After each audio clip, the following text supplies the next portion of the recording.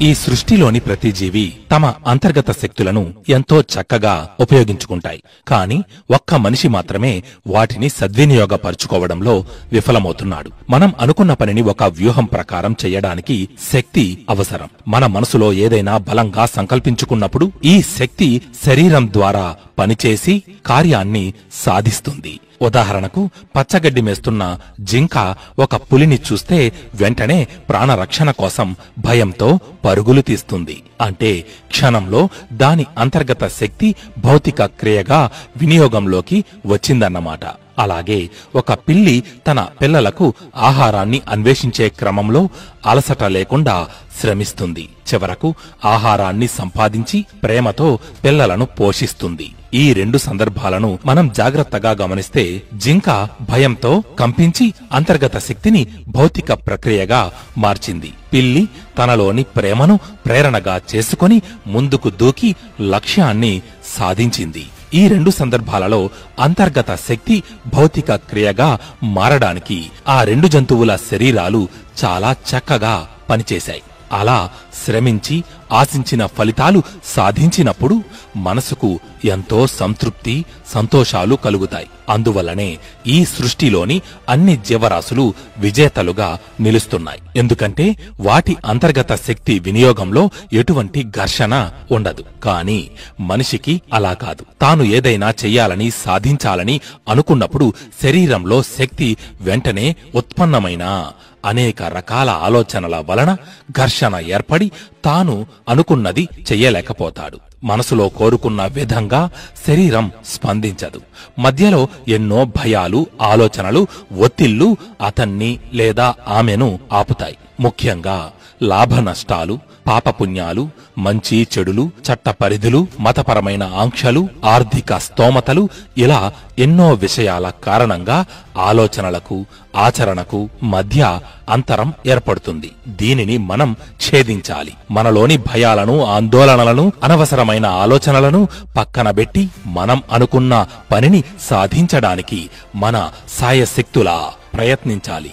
మన మనసుని, మన శరీరాన్ని పూర్తిగా మన ఆధీనంలోకి తెచ్చుకోవాలి. ఈ రెండింటినీ ఒకే దిశగా, ఒకే లక్ష్యం వైపుగా ప్రసరింపజేసి మన గమ్యాన్ని చేరుకోవాలి. మిత్రమా, ఈ సృష్టిలోని ప్రతి జీవి వాటికి లభించిన శక్తులను 100% ఉపయోగించుకుంటున్నాయి. మరి మన వల్ల ఎందుకు కాదు? ఓటమిని కూడా చిరునవ్వుతో స్వీకరించేవాడే గెలుపుని సాధించే అర్హతను పొందుతాడు. ఇతరులతో పోటీ పడడం మంచిదే, కాని వారిని చూసి అసూయ పడడమే తప్పు. దృఢమైన శరీరం నీకు కాన్ఫిడెన్స్ ని ఇస్తే, దృఢమైన మనసు నీకు విజయాన్ని తెచ్చిపెడుతుంది. ఏం చేసినా ఆలోచించి చెయ్యి. అప్పుడు ఎన్నో సమస్యలు దూరమవుతాయి. ప్రయత్నించేవాడికి మరణం ఉంటుందేమో గాని ఓటమి మాత్రం ఉండదు. ప్రతి ఒక్కరూ బద్ధకాన్ని విడిచి ఏదో ఒక పనిలో శ్రమించాలి. సోమరితనంతో కూర్చుంటే రోజులు గడిచిపోతాయి తప్పితే ఎటువంటి ఫలితమూ ఉండదు. కష్టపడి శ్రమిస్తే కోరుకున్న విజయాలు సాధించవచ్చు. జీవితంలో ఎన్ని కష్టాలను అనుభవిస్తే మనం అంత బలంగా, అంత దృఢంగా మారుతాం. కాబట్టి కష్టాలను చూసి భయపడకండి, వాటిని ధైర్యంగా ఎదుర్కోండి.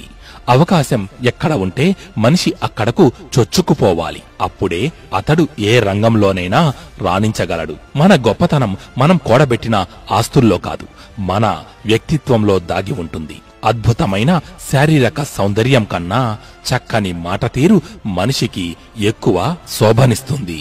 ఏది ఏమైనా నేను గెలిచి తీరుతాను అన్న మైండ్ సెట్ నీకుంటే నీ దారిలో ఎదురయ్యే ప్రతి అడ్డంకి నీకు ఒక స్పీడ్ బ్రేకర్ లాంటిది మాత్రమే. దానిని దాటిన మరుక్షణం నీవు రెట్టించిన వేగంతో ముందుకు దూసుకుపోగలవు. ప్రతిదానికి తొందరపాటు కన్నా ఆలోచించి అడుగేయడం ఉత్తమం.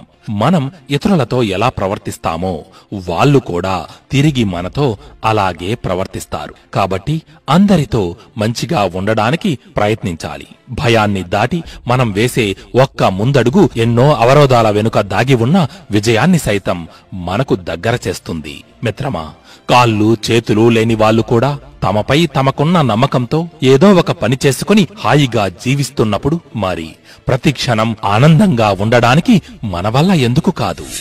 క్రమశిక్షణ మన జీవితంలో విజయం సాధించడానికి, మనం కోరుకున్న కలలను నెరవేర్చుకోవడానికి ఈ క్రమశిక్షణ అనేది చాలా అవసరం.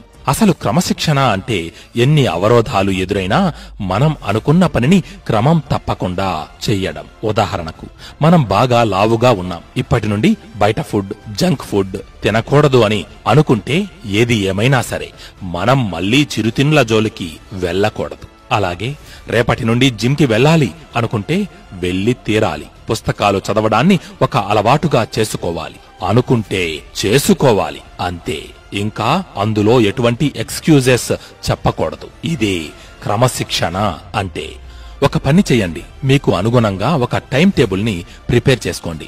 ప్రతిరోజు ఉదయం ఎన్ని గంటలకు నిద్రలేవాలి అన్న దగ్గర నుంచి మళ్లీ రాత్రి పడుకునే వరకు ఏం చేయాలి అన్నది ఓ టైం టేబుల్ చేసుకుని ఖచ్చితంగా దానిని అమలుపరచండి. ఉదాహరణకు, తెల్లవారుజామున 4 గంటలకు మీరు నిద్రలేవాలి అనుకున్నారు అనుకోండి. మొదటి రోజు అలారం మోగినా మెలకువ రాదు. అయినా కూడా మరునాడు మీరు అలారం సెట్ చేసుకోండి. రెండో రోజు కూడా అదే పరిస్థితి. అయినా అలారం పెట్టుకోవడం మానకండి. అలా 3, 4 వారం రోజులు గడుస్తాయి. మీరు మాత్రం నిద్ర లేవడం లేదు. అయినా బాధపడకండి. మొదట్లో ఎవరికైనా అలాగే ఉంటుంది. చాలా మంది వారం రోజులు ఇలాగే ప్రయత్నించి నా వల్ల కాదు, అంత ఉదయాన్నే నిద్రలేవడానికి నా శరీరం సహకరించడం లేదు అని ఇక ఆ విషయం గురించి మర్చిపోతారు. కానీ నిజానికి మన శరీరం మనం ఎలా చెబితే అలా వింటుంది. మొదట్లో కొంచెం మొండికేసినా చివరకు మన దారికి అది వచ్చేస్తుంది. కాబట్టి మళ్ళీ ప్రయత్నిస్తూనే ఉండండి. అలా 1 నెల రోజులు గడిచేసరికి మీరు చేస్తున్నది మీకే నచ్చదు. ఏంటిది, జీవితంలో ఏదో సాధించాలనే కదా ఈ విధంగా టైం టేబుల్ వేసుకున్నాను, కానీ ప్రతిరోజు అలారం మోగుతుంటే నాకు నేను ఏదో ఒక కారణం చెప్పుకుంటూ అలారం ఆఫ్ చేసి నిద్రపోతున్నాను. కానీ ఈ రోజు మాత్రం అలా చెయ్యను అని అనుకుంటారు. మీరు ఈ విధంగా అనుకోవడమే మీలో మార్పు వస్తుంది అనడానికి సూచన. ఆ తరువాత మెల్లమెల్లగా మీరనుకున్న దాన్ని సాధిస్తారు. క్రమం తప్పకుండా వ్యాయామం చెయ్యండి. పోషకాహారం తినండి. కాఫీ, టీలు ఎక్కువగా తాగకండి. పొగ, మద్యం వంటి దురలవాట్లకు దూరంగా ఉండండి. ఏకాగ్రత అనేది మనిషికి ప్రకృతి ప్రసాదించిన గొప్ప వరం. ఈ వరంతో మనం మన లక్ష్యాన్ని త్వరగా చేరుకోవచ్చు. ఇది పోటీ ప్రపంచం. ఎదుటి వారితో పోటీ పడగల వారికే ఇక్కడ మనుగడ ఉంటుంది. కాబట్టి పోటీకి సిద్ధం కండి. క్రమశిక్షణ అనే ఆయుధాన్ని మీ అమ్ముల పొదిలో ఉంచుకుని గెలుపుతో ఛాలెంజ్ చెయ్యండి. విజయాన్ని సొంతం చేసుకుని మీరేంటో ఈ ప్రపంచానికి చూపించండి. మిత్రమా, క్రమశిక్షణతో తమ టాలెంట్ ని నిరూపించి ఈ ప్రపంచంలో ఎంతో మంది వ్యక్తులు ఎన్నో గొప్ప గొప్ప విజయాలను సాధించారు. మరి మన వల్ల ఎందుకు కాదు? గెలుపు ఎవ్వరికీ అంత తేలికగా రాదు. అందుకే దానికి అంత ప్రాముఖ్యత. కాబట్టి ఎంత ప్రయత్నిస్తున్నా విజయం రావడం లేదని దిగులు చెందకు. గెలిచే వరకు ప్రయత్నించు. నా అనుకున్నవన్నీ పోయిన తరువాత కూడా ఎవరైతే స్థిమితంగా ఉంటారో వారే నిజమైన స్థితప్రజ్ఞులు. భవిష్యత్తుని తెలుసుకోవడానికి ఉన్న ఏకైక మార్గం వర్తమానాన్ని గమనించడం. నువ్వు ఇప్పుడు ఏం చేస్తున్నావు అన్నది గమనిస్తే భవిష్యత్తులో దాని ఫలితం ఎలా ఉంటుంది అన్నది ఊహించవచ్చు. మోసం చేయడం మాత్రమే కాదు, మోసపోవడం కూడా తప్పే. ఎందుకంటే మొదటిది మన చెడు స్వభావాన్ని తెలియజేస్తే రెండవది మన అజ్ఞానాన్ని సూచిస్తుంది. ఏదైనా అనుకోని ఆపద వచ్చినప్పుడు ఊరకనే కంగారు పడిపోకుండా ఉత్తముడు పరిష్కారం గురించి, నిప్పు ఎంత ప్రమాదకరమో అప్పు కూడా అంతే ప్రమాదకరం. వాటిల్లో చిక్కుకున్నవాడు బ్రతికి బయటపడడం చాలా కష్టం. కాబట్టి మన సంపాదనకు తగినట్టే ఖర్చులు ఉండేలా చూసుకోవాలి. డబ్బుని శ్రమతో కాదు, తెలివితో సంపాదించడం నేర్చుకో. ఉన్నతికి గొప్ప గొప్ప తెలివితేటలు అవసరం లేదు. గొప్ప ఐశ్వర్యం అవసరం లేదు. గొప్ప అందము అవసరం లేదు.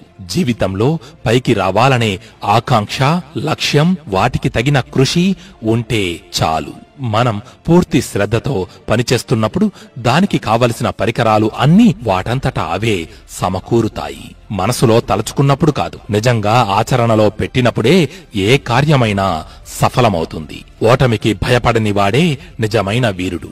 మనిషికి తన మీద తనకు నమ్మకం ఉండాలి. అప్పుడే తాను కోరుకున్న కలలను నెరవేర్చుకోగలుగుతాడు. హక్కుల కన్నా బాధ్యతలు గొప్పవి. ఎందుకంటే హక్కులు నా అనే భావనను పెంచుతాయి. బాధ్యతలు మన అనే బంధాన్ని కలగజేస్తాయి. మిత్రమా, ఆఖరిగా ఒక్క మాట. ప్రతిరోజు మనిషికి ఎన్నో గొప్ప గొప్ప ఆలోచనలు వస్తూ ఉంటాయి. కానీ వాటన్నిటినీ మనం నిర్లక్ష్యం చేసి వదిలేస్తాం. అలా కాకుండా వాటిలో ఒక్కదానినైనా బలంగా పట్టుకుని ఇంప్లిమెంట్ చేస్తే ఎవ్వరూ ఊహించని విజయాన్ని సాధిస్తాం. ఇది రాసిపెట్టుకో.